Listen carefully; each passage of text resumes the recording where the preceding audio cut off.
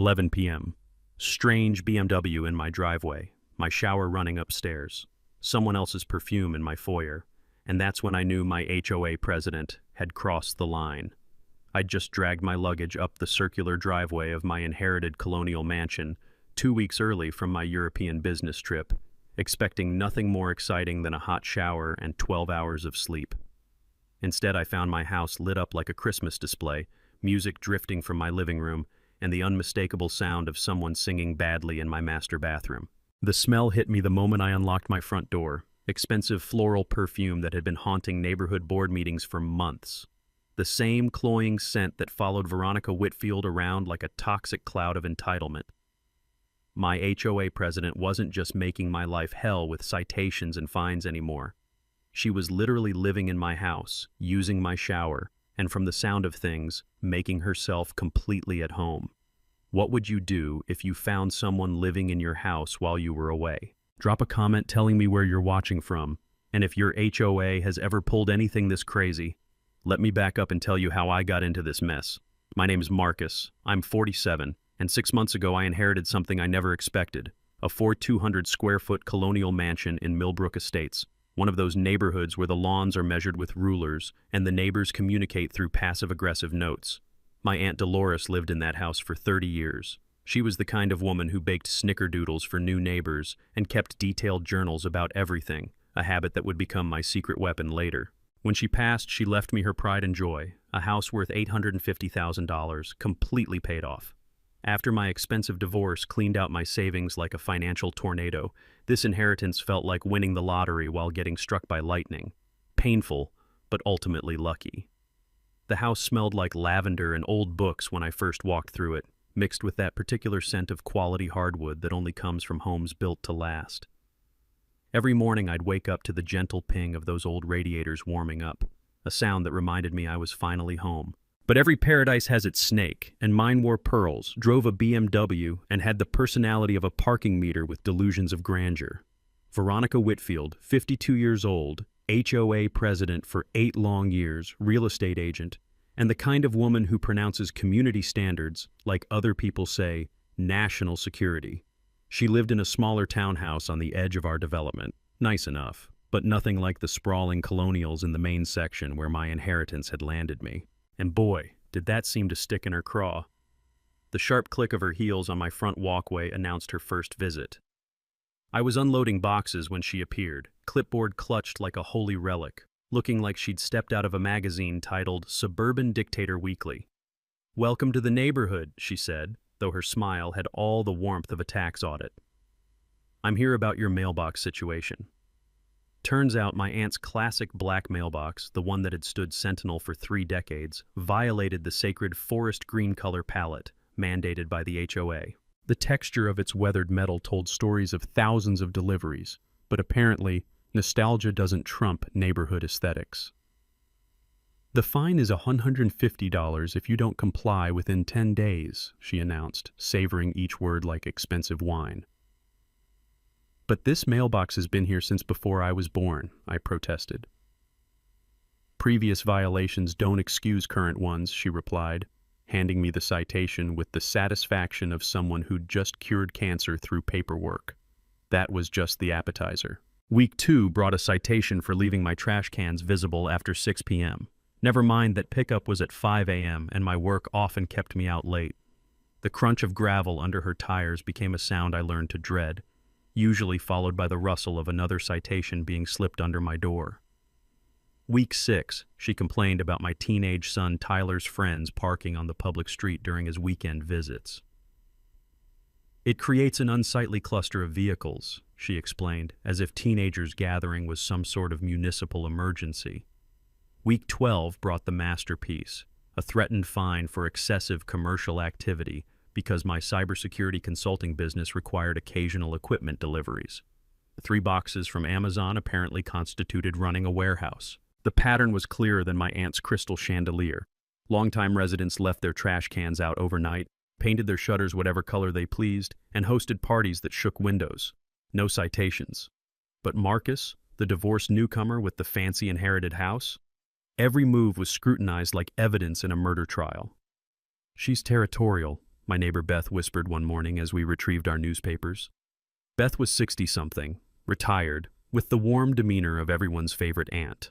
New people threaten her little kingdom, especially when they inherit houses she can't afford. When I booked my 3-week European business trip, I only told Beth and Tyler. Somehow, Veronica found out. The evening before my departure, that familiar heel click announced her arrival. "You really shouldn't leave a house like this unattended," she said, her eyes already mapping my foyer like a general planning an invasion. "I could keep an eye on things." "Thanks, but I've got it handled," I replied. Her expression could have frozen hellfire. "We'll see about that." 3 weeks later, I returned home at 11 p.m. on a Tuesday, 2 weeks earlier than planned. The London conference had wrapped up ahead of schedule, and I was looking forward to sleeping in my own bed. The smell of jet fuel still clung to my clothes as I dragged my suitcase up the familiar driveway, already planning a hot shower and 12 hours of sleep. That's when I saw it. A gleaming white BMW parked exactly where my car belonged. My house was lit up like a Vegas casino. Every window glowed, the porch lights blazed, and I could hear music drifting from what sounded like my living room. The crunch of autumn leaves under my feet seemed unnaturally loud as I approached my own front door, feeling like a stranger visiting someone else's life. I slipped around back, using muscle memory from childhood visits to find the spare key under the loose brick by the garden gate. Years of visiting Aunt Dolores had taught me that sometimes the back door was the smartest entrance. She used to say front doors were for show, back doors were for family. The first thing that hit me was the smell. Expensive perfume hung in the air like a toxic cloud, that same cloying floral scent that followed Veronica around board meetings. But underneath it was something else, the aroma of my own kitchen being used by someone else. Takeout containers covered my granite counters like evidence of a crime, and I could see dirty wine glasses in the sink. My wine glasses, filled with wine from my cellar. As I crept through my own house like a burglar, documenting everything with my phone, my cybersecurity training kicked in. Back in my consulting days, I'd helped divorce attorneys gather digital evidence, and the first rule was always the same. Document everything, assume nothing, and never let emotion override evidence. I photographed the unfamiliar clothes draped over my bedroom chair, the different shampoo bottles in my shower, the prescription medications on my bathroom counter, blood pressure pills made out to V. Whitfield. The sound of running water echoed from upstairs, along with what could generously be called singing. Someone was taking a shower in my master bathroom, and they sounded like they owned the place. I climbed my own stairs, each step creaking its familiar tune, until I reached the landing. The bathroom door was slightly ajar, steam escaping like evidence of violation. Through the frosted glass, I could see a silhouette that definitely wasn't mine. "Veronica!" I called out, my voice echoing off the marble tiles. The singing stopped like someone had pulled a plug. The water kept running. "Marcus?" Her voice cracked like thin ice. "You're not supposed to be back for 2 weeks. It's my house, Veronica. I can come back whenever I damn well please." She emerged 5 minutes later, wrapped in my bathrobe, the thick terry cloth one that still smelled faintly of my cologne. Her wet hair dripped onto my hardwood floors as she faced me in my own hallway, looking about as guilty as a cat caught in a fishbowl. "I can explain," she began, clutching the robe tighter. "There was a break-in scare in the neighborhood. I was protecting your property as a community service." I gestured toward the empty wine bottle on my nightstand, a $200 Bordeaux I'd been saving for a special occasion. "By drinking my vintage collection and sleeping in my bed?"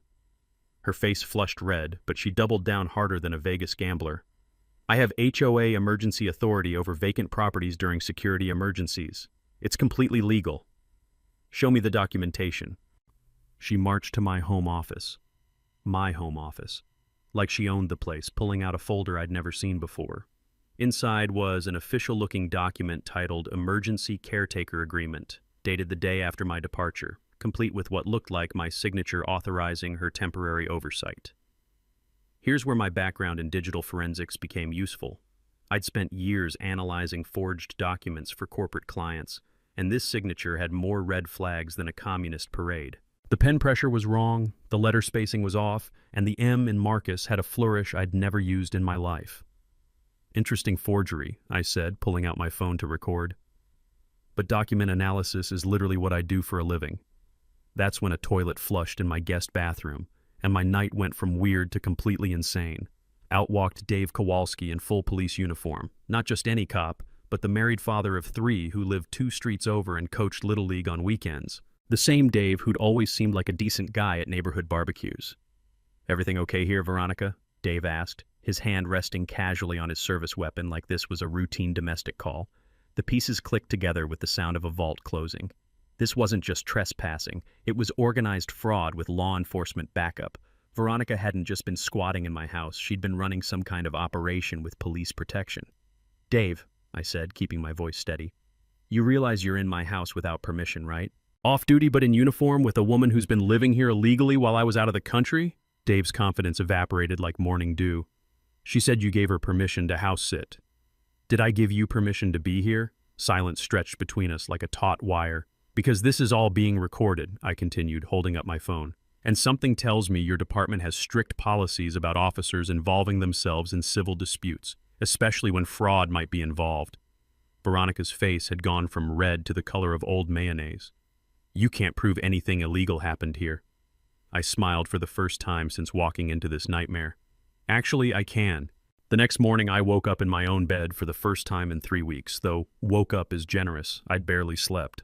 Every creak of the house made me wonder if Veronica had made copies of my keys. The first thing I did was call a locksmith. The second thing was start investigating exactly how deep this rabbit hole went. While waiting for the locks to be changed, I explored my violated home like a crime scene investigator.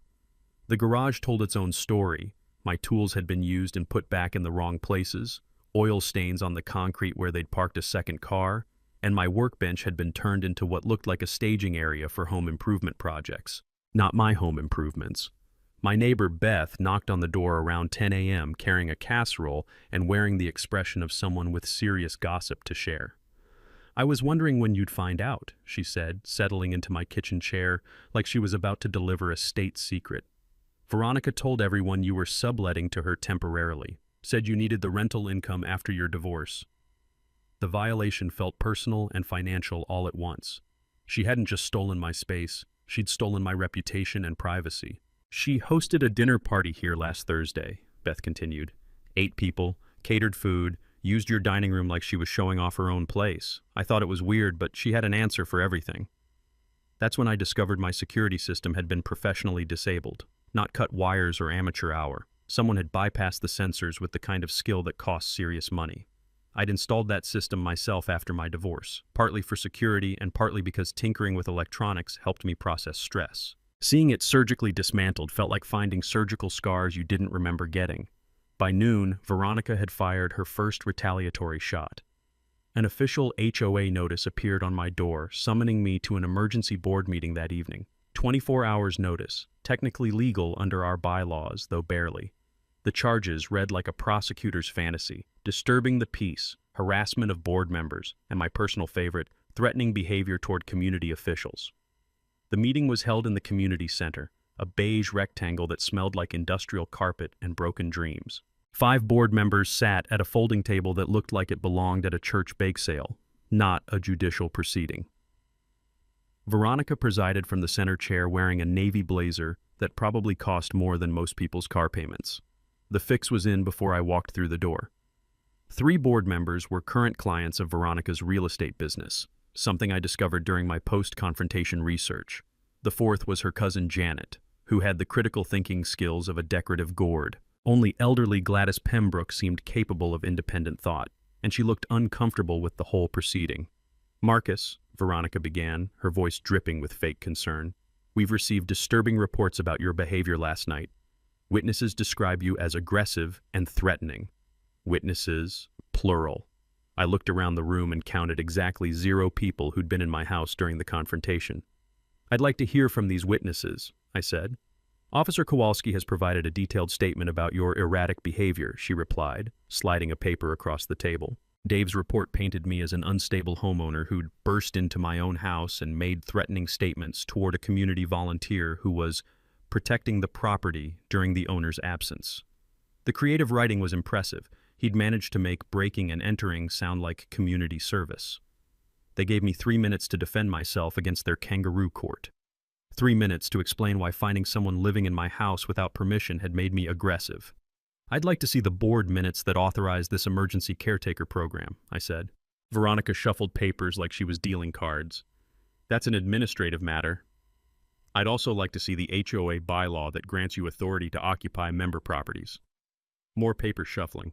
The board has broad emergency powers. Could you cite the specific bylaw number? The silence stretched longer than a budget meeting. Finally, Cousin Janet spoke up. We don't need to justify our authority to you. That's when I realized this wasn't about bylaws or authority. It was about power, pure and simple. My background in corporate consulting had taught me that most bullies rely on their victims being too intimidated or too ignorant to fight back. They bank on people not knowing their rights or not having the resources to defend them. The vote was 4-1 to fine me $10,500 for harassment of community officials. Gladys was the lone dissenter, bless her heart. They also imposed a $500 monthly monitoring fee until I demonstrated compliance with community standards, whatever that meant. As I left the meeting, Gladys caught up with me in the parking lot. The autumn air carried the scent of wood smoke from someone's fireplace, a smell that should have been comforting but felt ominous. She's done this before, Gladys whispered, glancing around like we were planning a prison break. The vacant house thing. Previous targets moved away rather than fight her.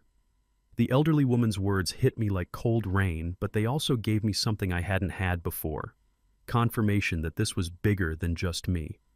The next Monday, I walked into the law office of Sarah Morgan, Esquire, carrying a banker's box full of evidence and a determination that probably registered on the Richter scale. Sarah specialized in property law and HOA abuse cases, something I'd learned exists in depressing abundance. Her office smelled like leather and confidence, with diplomas covering one wall like battle trophies. "Let me guess," she said after I'd laid out my story. "They're claiming emergency powers that don't exist in your actual bylaws." Sarah's first discovery made my blood pressure spike. The HOA's emergency caretaker authority was complete fiction.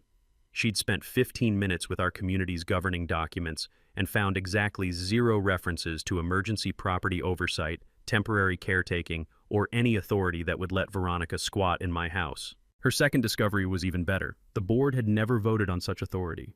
No meeting minutes, no resolutions, no documentation of any kind. The power Veronica claimed was as real as unicorns, but apparently more profitable. The third discovery made me want to frame Sarah's law degree. Veronica had been collecting monitoring fees from other homeowners for 3 years, with absolutely no legal basis. She'd essentially been running a protection racket with clipboards and letterhead. While Sarah worked the legal angles, Veronica launched her counteroffensive with the subtlety of a hand grenade. Tuesday morning brought an anonymous tip to the city building inspector claiming my home office was unpermitted commercial space. The inspector showed up while I was at a client meeting, but my security cameras, freshly reinstalled and hidden better than CIA surveillance, caught everything. The man spent 20 minutes walking around my property with someone who clearly knew the layout intimately. Someone who pointed out exactly which windows belonged to my office and where the electrical connections were located. The inspector found nothing wrong, because there was nothing wrong to find. But as he left, he mentioned to my neighbor Beth that whoever called in the tip had intimate knowledge of my house's interior layout. Gee, I wonder who that could be. Wednesday delivered another anonymous complaint, this time claiming I was running a business from residential property in violation of city zoning laws. Same pattern. Someone with detailed knowledge of my work setup, someone who knew exactly what equipment I had and where I kept it. Thursday brought the social media assault. Nextdoor posts started appearing about the difficult new resident who was causing problems for longtime community members. The Whisper campaign painted me as everything from a tax evader to someone probably hiding assets from my divorce. My teenage son Tyler came home from school asking why neighbors were questioning him about my activities and whether I was in some kind of trouble.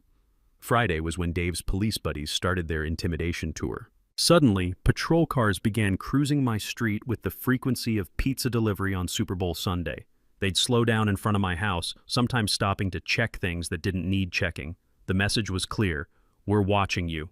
But Saturday was when I struck back with the nuclear option of the digital age: recovered data. My background in cybersecurity had taught me that most people delete files the way they throw away newspapers. They think it's gone, but it's really just hidden. Veronica had been careful to avoid using my computer directly, but she'd underestimated cloud backup systems and automatic syncing. My home security footage told a story that would make Hollywood jealous. 10 days of Veronica entering and leaving my house like she owned it. Bringing guests, including what looked like potential real estate clients, for tours of my property. Using my pool, my kitchen, hosting what appeared to be small dinner parties in my dining room. The most damning footage showed her systematically photographing my home's interior, room by room, with professional lighting equipment. She wasn't just squatting, she was documenting my house for business purposes. But the digital smoking gun was even better. Hidden in my computer's temporary files were traces of failed login attempts and cached data from her phone when it connected to my Wi-Fi. She'd tried to access my personal files, my financial information, my client data. The attempts failed because of encryption, but the digital fingerprints were there like breadcrumbs leading back to her phone's MAC address. Sarah Morgan's response to this evidence was the most beautiful thing I'd heard since my son's first words. "We're going to destroy her in court." By Sunday, the neighbor network had shifted. Beth organized an informal coffee meeting in her backyard, ostensibly to discuss community concerns. 8 households showed up, and by the end of 2 hours we'd uncovered a pattern of harassment and intimidation that went back years. Mrs. Peterson from Maple Street had paid $800 in fraudulent landscaping compliance fees. The Johnsons had been pressured into using Veronica as their real estate agent when they'd considered selling. Even quiet Mr. Williams admitted he'd received citations for violations he was certain other neighbors committed without consequence. The coffee meeting ended with something I hadn't expected: solidarity. For the first time since inheriting my aunt's house, I realized I wasn't fighting this battle alone. But as we discovered Monday morning, Veronica wasn't finished with her bag of dirty tricks. Not by a long shot. Monday morning brought the kind of discovery that changes everything. Sarah Morgan called at 8 a.m. with the tone lawyers use when they've found the treasure map. "Marcus, we got the court order for HOA financial records. You need to see this immediately." I drove to her office still in my pajama shirt, clutching a travel mug of coffee like a lifeline.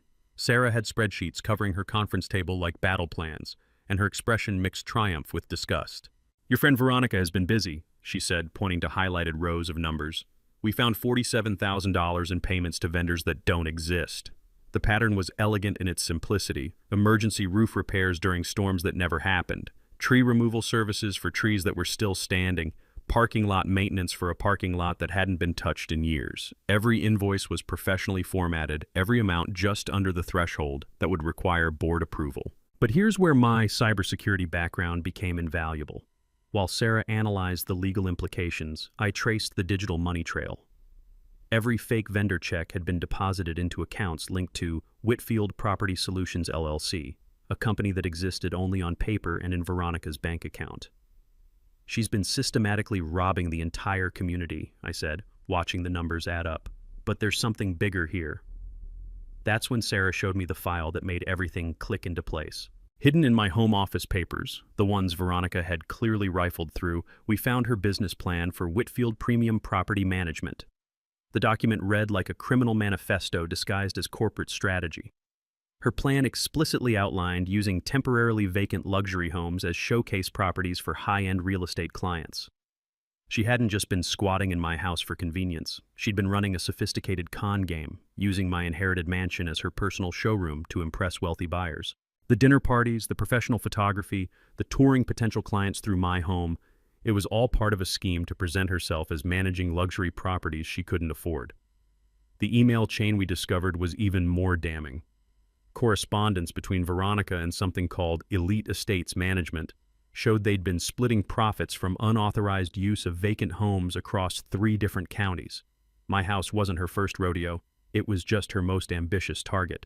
But the nuclear revelation came when we found her backup plan. Buried in the files was a purchase agreement template, pre-filled with my property address and a sale price $200,000 below market value.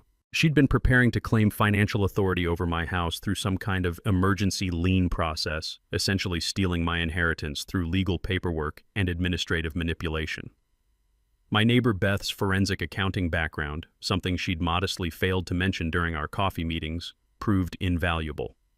She'd spent her career tracking corporate fraud, and Veronica's schemes were textbook examples of embezzlement and property fraud. "The total theft across all communities is probably over $200,000, Beth explained that evening as we sat in my kitchen, documents spread across the table like evidence in a war crimes trial.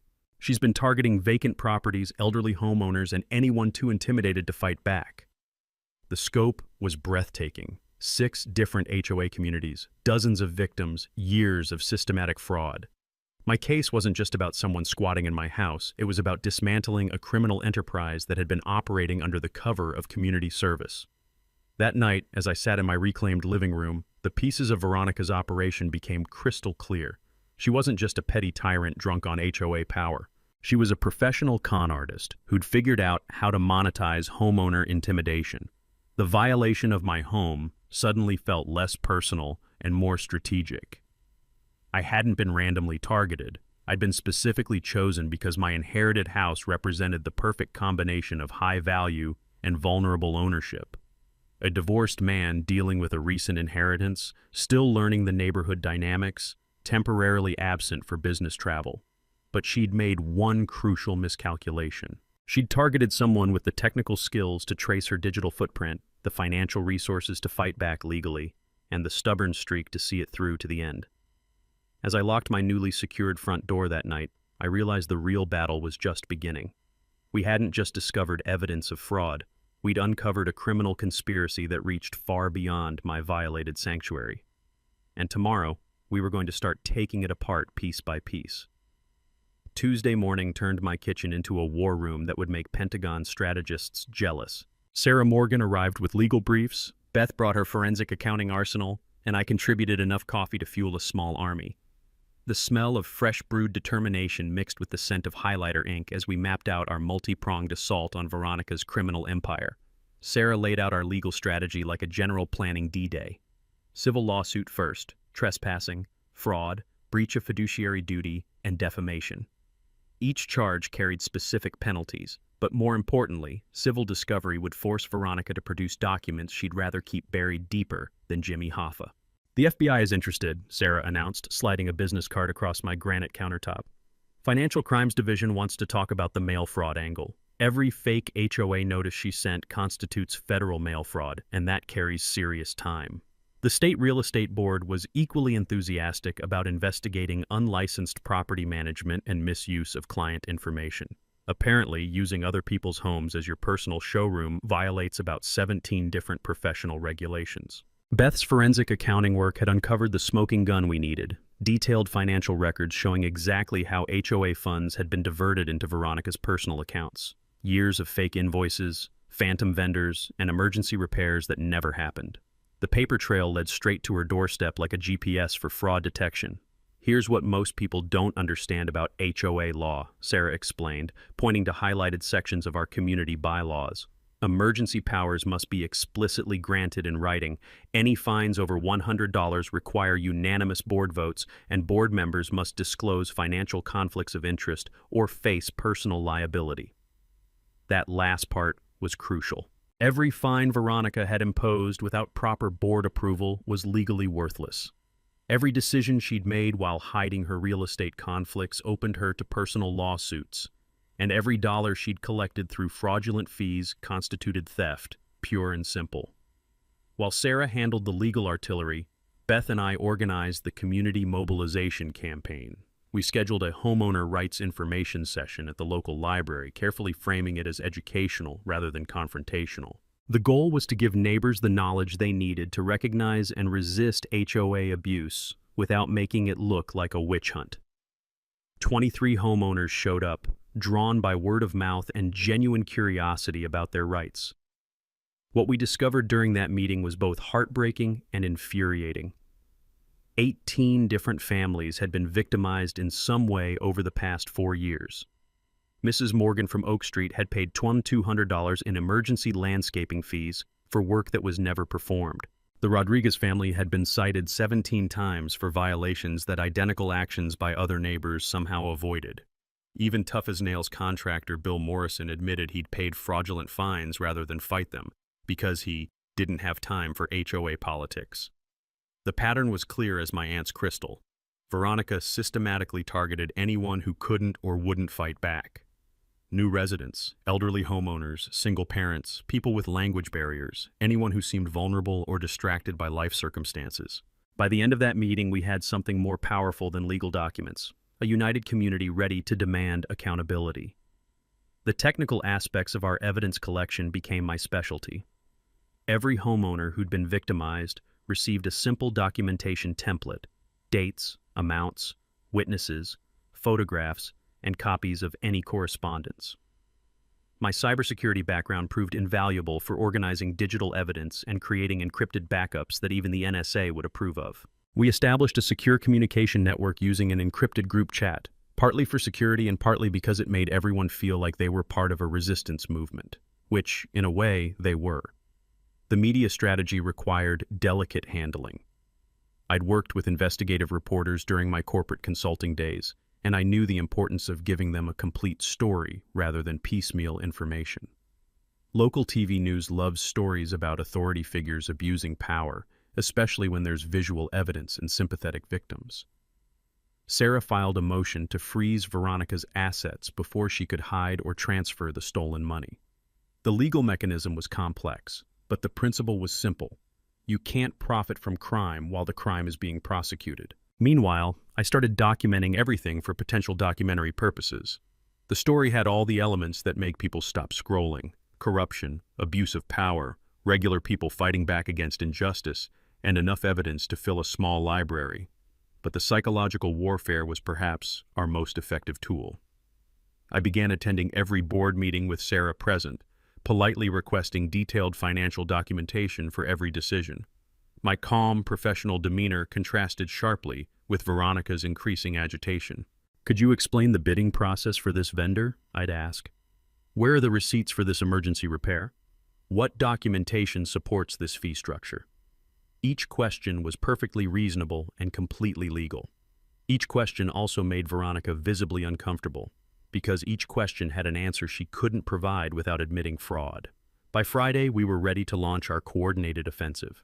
Legal papers were filed, federal investigators were briefed, media contacts were primed, and the community was organized. Veronica had built her little empire on intimidation and ignorance. We were about to teach her that knowledge and solidarity make pretty effective weapons too.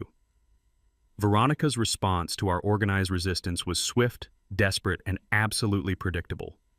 By the following Monday, she'd filed a restraining order against me claiming harassment, stalking, and threats. The petition read like a creative writing exercise, complete with allegations that I'd been driving by her house and intimidating her real estate clients with erratic behavior. The irony was thick enough to spread on toast. The woman who'd been living in my house without permission was now claiming I was stalking her. The restraining order hearing was scheduled for Thursday morning in the county courthouse, a building that smelled like justice and floor wax. Veronica arrived with a budget lawyer who looked like he'd gotten his degree from a Cracker Jack box, while I showed up with Sarah Morgan and a banker's box full of evidence that could choke a horse. Judge Patricia Morrison had the no-nonsense demeanor of someone who'd heard every sob story and legal excuse in the book. She listened to Veronica's tearful testimony about feeling threatened and unsafe with the patience of a saint and the skepticism of a seasoned jurist. "Mr. Reed has been deliberately intimidating me at board meetings," Veronica claimed, dabbing her eyes with tissues that appeared magically from her purse. "He follows me around the neighborhood, watches my house, and makes threatening comments about my business." Her performance was Academy Award worthy, complete with voice trembles and strategic pauses. If I hadn't known she was lying through her teeth, I might have felt sorry for her. Then Sarah stood up with our timeline and security footage. "Your Honor, we have documentation showing that Mr. Reed has never been within 500 feet of Ms. Whitfield's residence," Sarah said, presenting printed screenshots from multiple security cameras. "These timestamps correspond exactly with the dates she claims he was stalking her." The footage was devastating. While Veronica claimed I was lurking around her house on Tuesday evening, my security system showed me hosting Tyler's study group in my kitchen.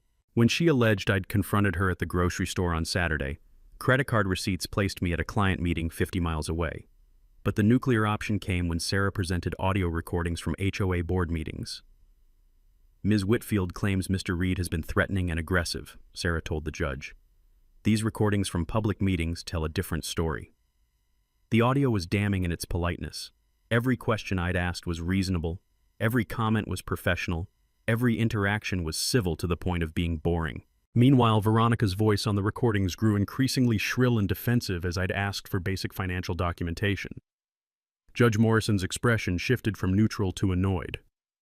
Ms. Whitfield, do you have any evidence beyond your testimony to support these stalking allegations? Veronica's lawyer produced Dave's written statement backing up her claims about my aggressive behavior, but Sarah was ready for that too. Your Honor, Officer Kowalski was present in Mr. Reed's home without permission when this alleged aggressive behavior occurred.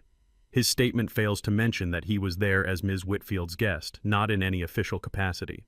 The judge denied the restraining order with the kind of judicial irritation usually reserved for frivolous lawsuits and parking ticket appeals. She also warned Veronica about filing false claims, which felt like an early Christmas present wrapped in legal precedent. But Veronica's desperation was just getting started. The next week brought a coordinated campaign of dirty tricks that would have impressed a political operative. Anonymous complaints to my business clients claimed I was under investigation for fraud and facing serious legal troubles. Fake online reviews appeared on my company's website alleging everything from incompetence to criminal behavior. Most disturbing was the attempt to drag Tyler into her web of lies. My son came home from school upset because someone had called the administration claiming he was being neglected and left alone during my business trips. The school counselor, who'd known Tyler for years, saw through the obvious fabrication, but the stress on my kid was real and infuriating. Then came the child services visit. A very serious social worker named Janet Rodriguez appeared at my door on a Wednesday evening, armed with a clipboard and a concerned expression. Someone had reported that I was frequently absent for business travel and leaving my teenage son unsupervised for extended periods. The complaint was so obviously false it bordered on comedy. Tyler was 17, honor roll student, varsity soccer player, and more responsible than most adults I knew. But I dutifully provided documentation of my parenting arrangements, emergency contacts, and Tyler's academic and extracurricular achievements. Ms. Rodriguez spent an hour touring our home, interviewing Tyler, and reviewing our family situation. Her final report not only dismissed the complaint, but commended our stable home environment and Tyler's exceptional maturity and academic performance. The false report backfired spectacularly, creating an official record of Veronica's harassment tactics while highlighting what good parents look like. Tyler, bless his heart, was more amused than upset by the whole thing. "She really thinks she can intimidate us with fake complaints?" he asked that evening as we ordered pizza and celebrated the clean child services report. "Doesn't she realize we have actual evidence and she has, what, exactly?" Smart kid. He'd inherited his aunt's practical wisdom along with her house. But while we were celebrating small victories, Veronica was preparing her most desperate gambit yet. And this time, she was going to bring down the entire neighborhood association with her. Veronica's final act of desperation unfolded like a disaster movie in slow motion. Faced with mounting legal pressure and a community that was finally seeing through her schemes, she decided to burn down the entire system rather than face the consequences of her actions. It started with a mysterious computer crash. "I'm so sorry," she announced at the emergency board meeting she'd called for Tuesday evening. "Our financial records have been completely lost. My computer crashed over the weekend, and unfortunately our backup system failed too." The timing was about as suspicious as a lottery winner buying tickets with next week's numbers. Just days before the court-ordered financial audit, every digital record of HOA transactions had mysteriously vanished into the electronic equivalent of the Bermuda Triangle. But Veronica had underestimated two things: my cybersecurity expertise and the fact that deleted doesn't actually mean deleted in the digital world. While she was performing her technological tragedy for the remaining board members, I was working with a data recovery specialist who owed me a favor from a previous corporate case. The beauty of modern computer systems is that they're terrible at actually erasing information. They just hide it and pretend it's gone. Within 48 hours, we'd recovered 87% of the lost financial records from her computer's hard drive, including browser history showing she'd researched how to permanently delete files and data destruction software the morning before her supposed crash. The recovered files revealed the full scope of her operation: email chains with fake vendors, detailed plans for property takeovers, and a spreadsheet tracking which homeowners were most likely to pay fraudulent fines without fighting back. She'd been running her scheme with the methodical precision of a corporate enterprise, but the smoking gun was an email draft she'd never sent, complaining to her accomplice about that cybersecurity guy who thinks he's so smart. The draft outlined plans to destroy all evidence and make sure nobody can prove anything happened. While we were recovering her digital trail, Veronica launched her Scorched Earth campaign within the community. She called a special board meeting to vote on emergency assessments totaling $15,000 per household to cover unexpected maintenance costs and legal expenses.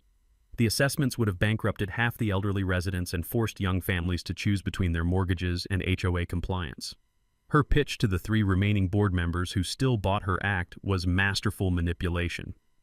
Marcus Reed's vindictive lawsuit is costing our community thousands in legal fees. Every homeowner should pay equally for the damage his harassment has caused. She was essentially trying to make the entire neighborhood pay for her legal defense while positioning herself as the victim of my wealthy newcomer privilege.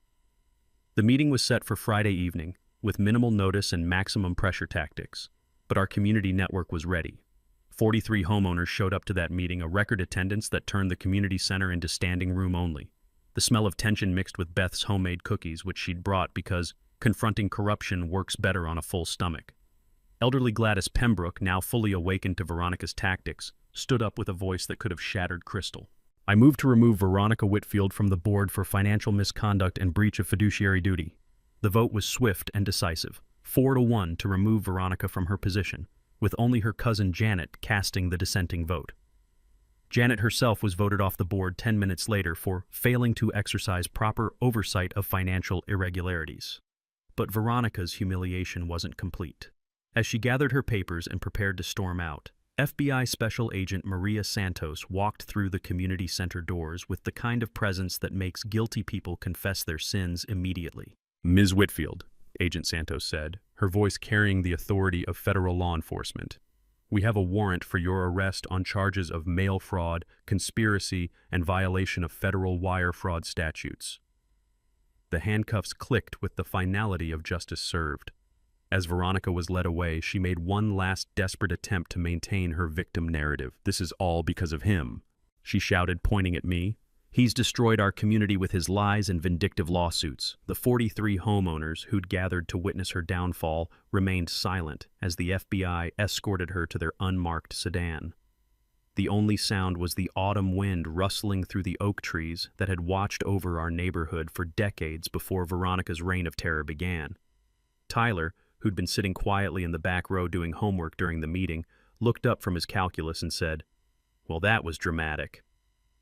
The understatement of the century, delivered with the dry humor he'd inherited from his great-aunt Dolores. In the parking lot afterward, neighbors lingered longer than usual, as if nobody wanted to end this moment of collective vindication.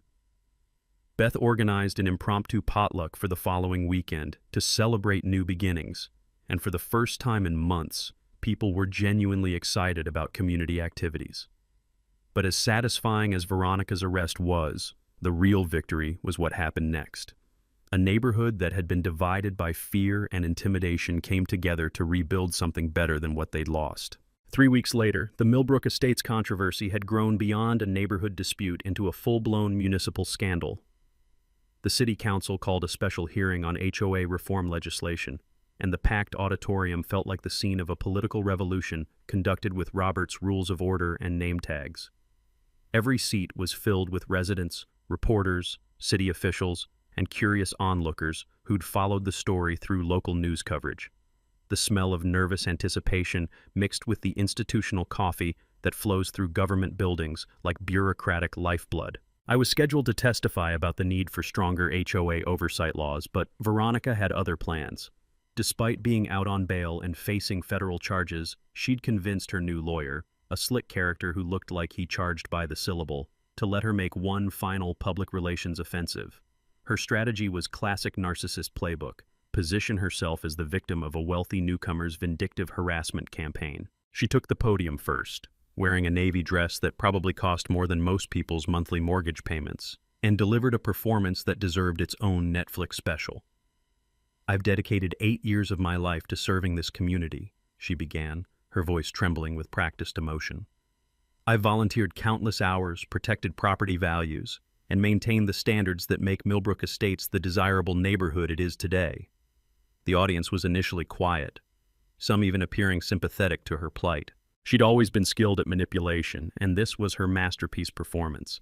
"Now I'm being targeted by a vindictive newcomer who couldn't accept reasonable community guidelines," she continued, building to her crescendo.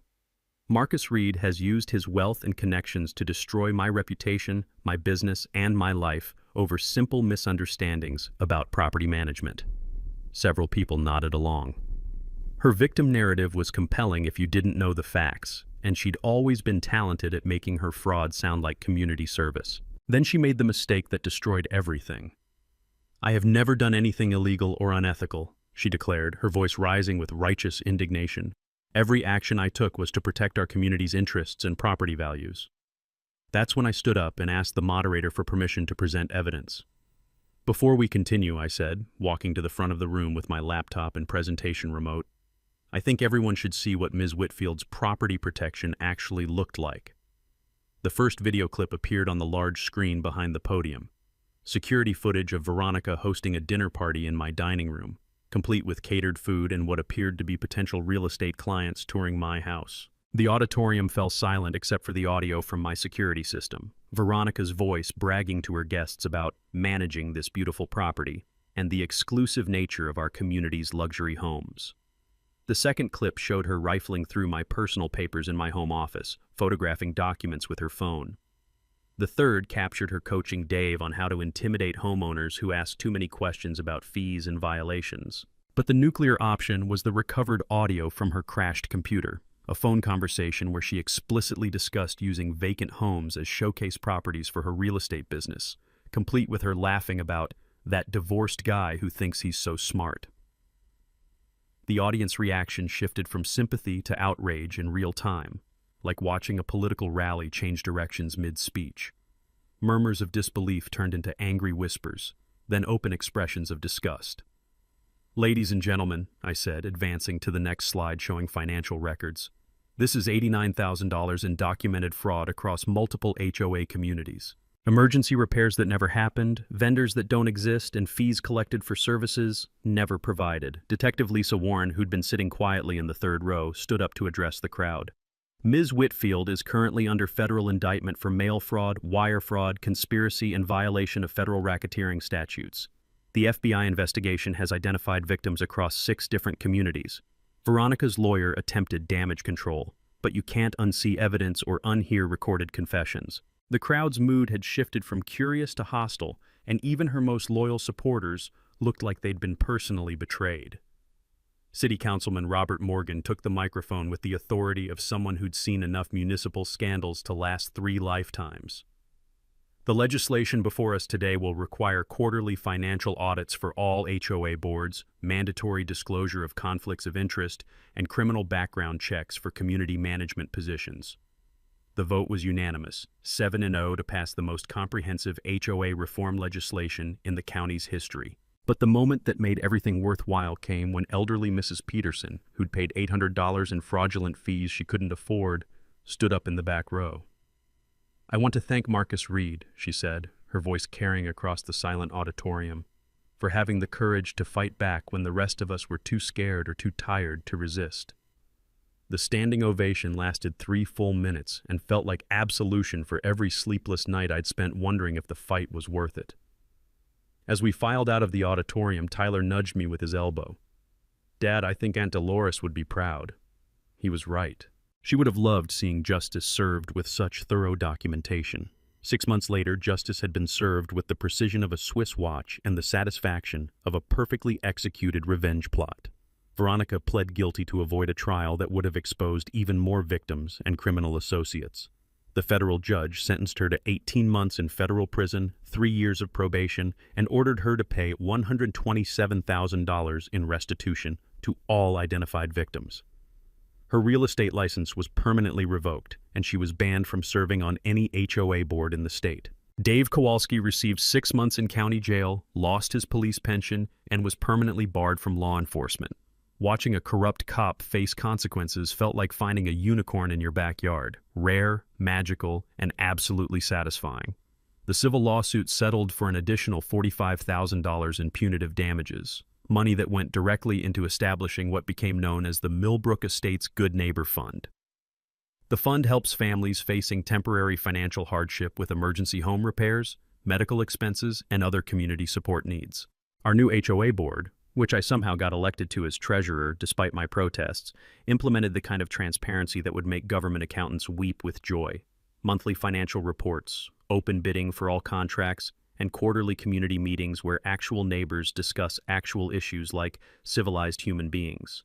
Property values in our neighborhood actually increased after Veronica's removal, partly due to improved management and partly because buyers love communities with transparent governance. Turns out people prefer HOAs that protect property values through competent management rather than fear-based intimidation.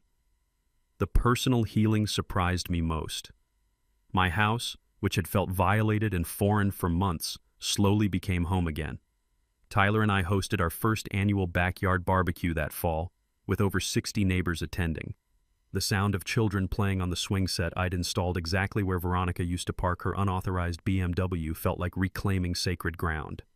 But the ripple effects extended far beyond our neighborhood boundaries. Marcus's law, officially titled the Homeowner Protection and Transparency Act, became model legislation adopted by 3 other states within a year.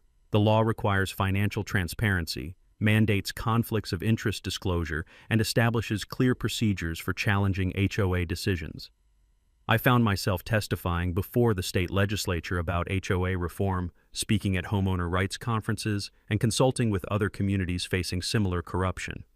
My cybersecurity business actually grew from the publicity, as potential clients were impressed by my methodical approach to fighting institutional fraud. The documentary When HOAs Go Rogue, One Man's Fight for Justice premiered at the local film festival and won the Audience Choice Award. Tyler was more excited about appearing in a documentary than about getting accepted to his first-choice college, which tells you everything you need to know about teenage priorities. But the community transformation was the real victory.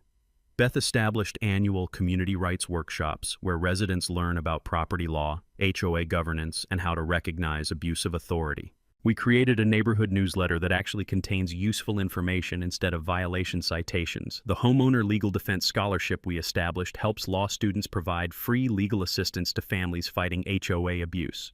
Last year, they helped 12 families recover over $30,000 in fraudulent fees and fines. 2 years after Veronica's arrest, our annual block party has become the neighborhood event people actually look forward to rather than endure. This year's party drew over 100 attendees, including several families who'd been victimized by Veronica's schemes in other communities. As I stood in my backyard watching neighbors who'd been strangers become genuine friends, listening to children laugh instead of adults whisper about intimidation tactics, I thought about what my Aunt Dolores always said. This house was meant to bring people together.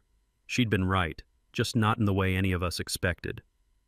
The smell of grilling burgers mixed with Beth's famous apple pie, while Tyler and his friends provided a soundtrack of teenage laughter from the volleyball net we'd set up near the garden. For the first time since inheriting this beautiful house, it felt like the sanctuary my aunt had always intended it to be. If your HOA has ever pulled something shady, drop your story in the comments below. You'd be amazed how common this kind of abuse is, and how often victims think they're powerless to fight back.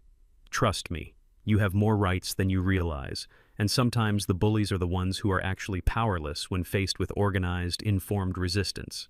Hit that subscribe button if you want to hear how we helped 3 more families beat corrupt HOAs this year.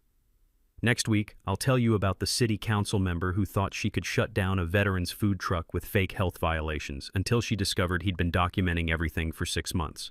Remember, documentation beats intimidation every single time.